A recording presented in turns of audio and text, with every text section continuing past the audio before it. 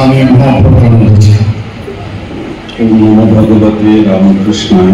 আধ্যাত্মিক, আধি ভৌতিক আর আধি গৈবিক তিন রকম বাধার কথা শোনা যায়। তো আজকে ওই রকম কিছু অসুবিধার মধ্যে পড়েছিলাম, আপনারা মহারাজ নিশ্চয়ই উল্লেখ করেছেন। আমি যথাসম্ভব সংক্ষেপে আমার যা বক্তব্য যতটা সম্ভব, কারণ সময় অনেকটাই অতিক্রান্ত, আমি রাখার চেষ্টা করব। পূজনীয় বলভদ্রানন্দী সহ বিদ্যানন্দী সহ অপরাপর সমস্ত মহারাজদের ভূমিষ্ঠ প্রণাম জানাচ্ছি, আপনাদের যথাযোগ্য স্থানে শ্রদ্ধা এবং কৃতজ্ঞতা। 1855 আমরা জানি, মানে শ্রীরামকৃষ্ণের যে জীবন, দক্ষিণেশ্বরে তার এই লীলা ক্ষেত্র তৈরি হয় এবং 1885 সালে একটি ঘটনা ঘটে। সেটি হচ্ছে পানিহাটির মহোৎসবে ঠাকুর যোগদান করেছিলেন এবং তারপরে সেখানে খুব মর্তন হয় এবং তখন ঠাকুরের এই গলরোগের সূত্রপাত হয়েছে। তারপরে ঠাকুর খুব অসুস্থ হয়ে পড়েছিলেন আস্তে আস্তে, এবং তার এই গলার যখন অসুবিধা শুরু হয়, বিখ্যাত হোমিওপ্যাথি চিকিৎসক প্রথমে প্রতাপচন্দ্র মজুমদার, মহেন্দ্রলাল সরকার তারা চিকিৎসা শুরু করেন।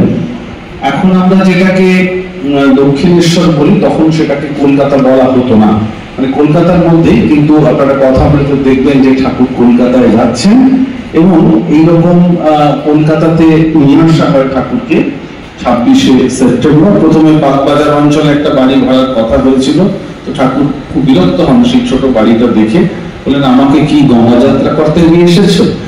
যাই হোক, তারপরে 1885-তে 26শে সেপ্টেম্বর তিনি বলরামনগর বাড়িতে আসেন এবং সেইখানে ঠাকুরের চিকিৎসা শুরু হয়। এবং দেখা যাচ্ছে যে এই পর্বে ঠাকুরের যারা পার্শ্বদ, অবশ্যই নিরঞ্জন মহারাজের এই সময় থেকেই যাতায়াত, তিনি ঠাকুরের এই সেবা কার্যে যুক্ত হচ্ছেন।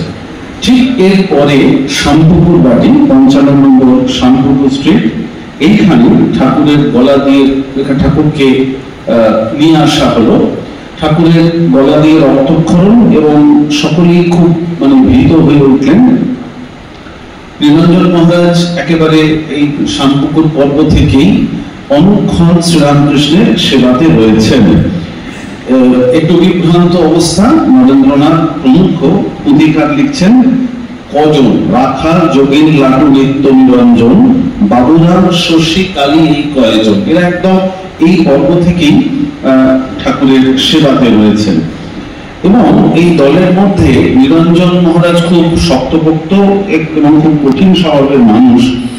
লোকে ঠাকুরকে দেখতে আসতে চাইতো। স্বামীজি একবার এরকম বলেছেন যে ঠাকুরের জীবনে বিশ্রাম বলে কিছু ছিল না।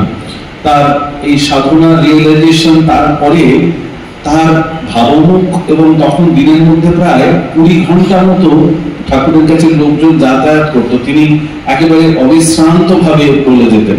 কখনো কখনো শেষ একটু ক্লান্ত হয়ে বলতেন, মা একটা তো ফুটো ঢাক, এত বাজালে কতদিন ধরে টিকবে, এত লোক কি আনতে হয়, ভিড় লাগিয়ে দিয়েছিস। কিন্তু তার কোনো বিরোধী ছিল না।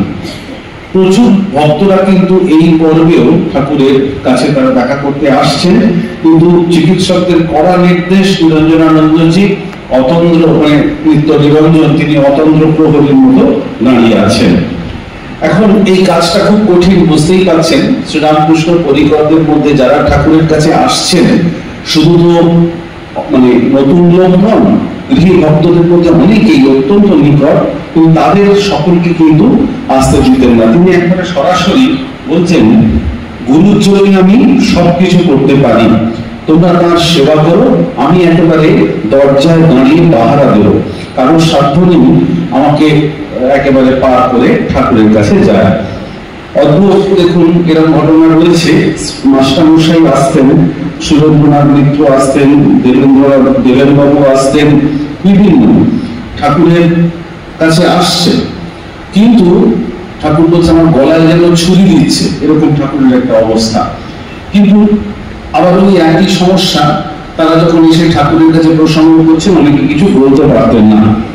যখনই অনেকক্ষণ ভিড় হয়ে থাকতো, নিরঞ্জন একেবারে সরাসরি লাঠি হাতে ঠাকুরের ঘরে ঢুকে যেতেন, ঢুকে গিয়ে বলতেন উঠুন উঠুন, আর ভিড় করার না। তারপরে সকলে চলে গেলে তিনি একটু স্বস্তি পেতেন। এরকম ভাবে চলছে। এরই মধ্যে সেই ঘটনা, আমি বিস্তারে যাচ্ছি না সময়ের অভাবে, সুরেন্দ্রের বাড়ি এই শামপুকুর পর্বে পুজোর সময় সুরেন্দ্রনাথের বাড়িতে ঠাকুর এর যাওয়ার কথা ছিল।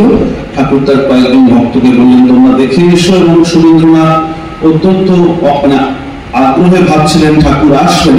তার একটা ভিশন হয়েছিল, দেখলেন ওই মায়ের পাশে ঠাকুর জ্যোতির্ময় তনু, তিনি এই সূক্ষ্ম শরীরে তার ওই পূজার গৃহে উপস্থিত হয়েছিলেন। এবং বলছেন যে আমরা দেখলাম একটা সোজা রাস্তা, এবং সেটা সুরেন্দ্রের বাড়ি চলে গেছে। এবং এইখানে এই ঠাকুরকে কালী পূজা করা হয়েছিল, সেটা আমি বলছি না। এইখানে নিরঞ্জন কিন্তু শ্রীরামকৃষ্ণের মধ্যে মা কালীর আবেশ প্রত্যক্ষ করে একেবারে আর সকলের মতো নিরঞ্জন কিন্তু তার পায়ে পাদপদ্মে ফুল দিয়ে ঠাকুরকে পূজা করছেন ওই দিন। এই ঘটনা এর পরে পরে আমরা দেখব যে আমাদের কাশীপুর